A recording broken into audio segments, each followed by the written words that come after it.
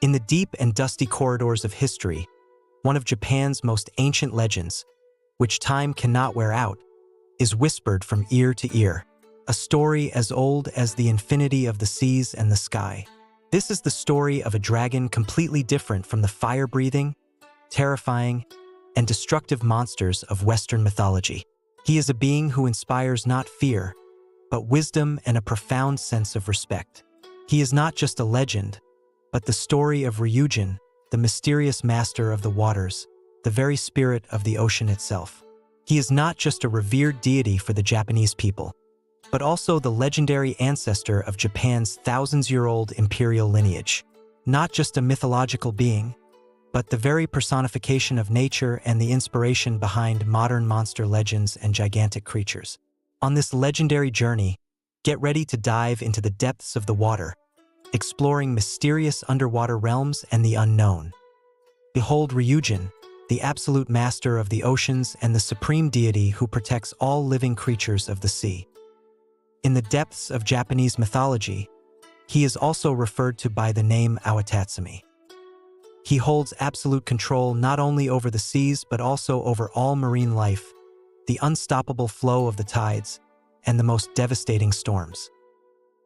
His existence simultaneously symbolizes nature's destructive power that destroys everything and its life-giving, fertile potential for all living beings.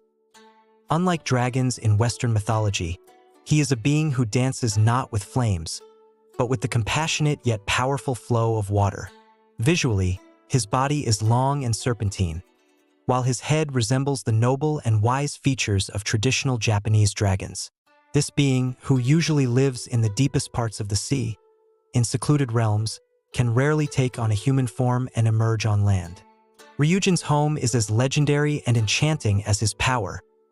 Ryugujo, the Dragon Palace.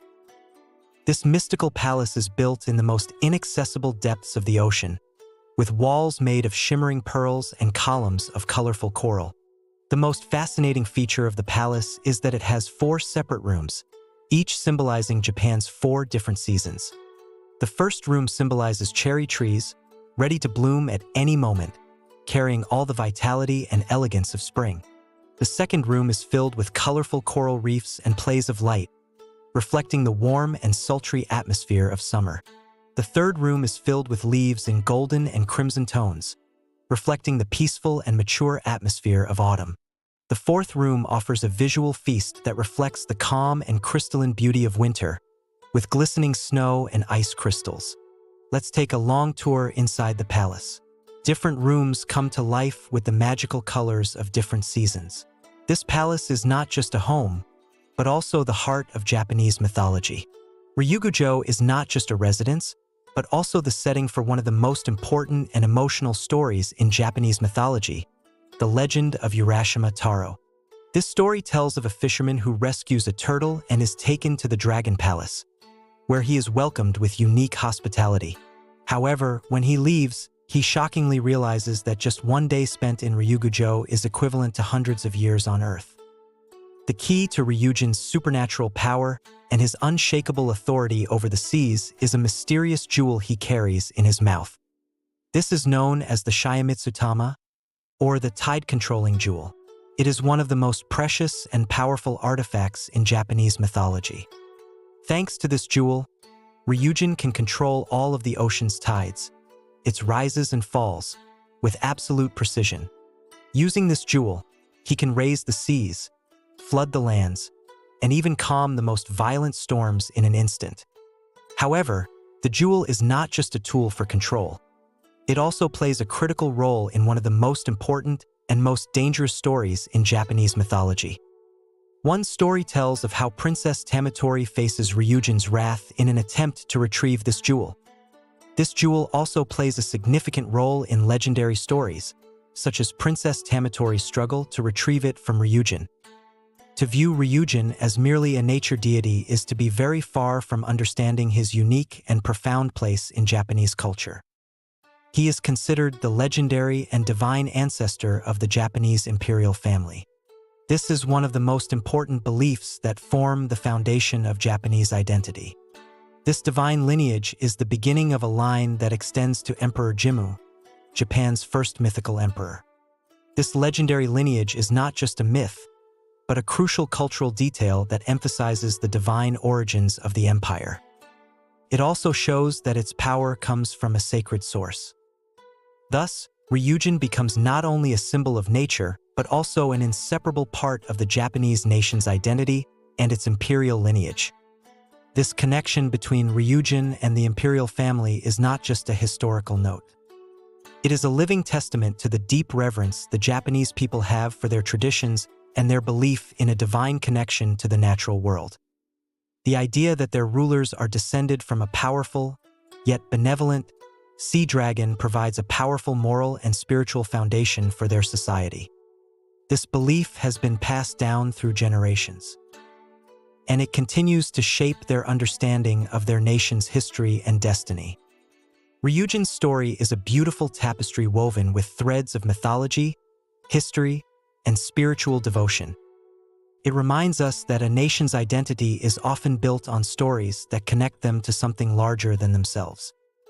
For the Japanese, that connection is to the endless, powerful, and mysterious sea. The legend of Ryujin is a testament to this profound relationship. It's a story that continues to resonate, not just as a myth, but as a core part of who they are. He is considered the legendary and divine ancestor of the Japanese imperial family. This is one of the most important beliefs that form the foundation of Japanese identity. This divine lineage is the beginning of a line that extends to Emperor Jimmu, Japan's first mythical emperor.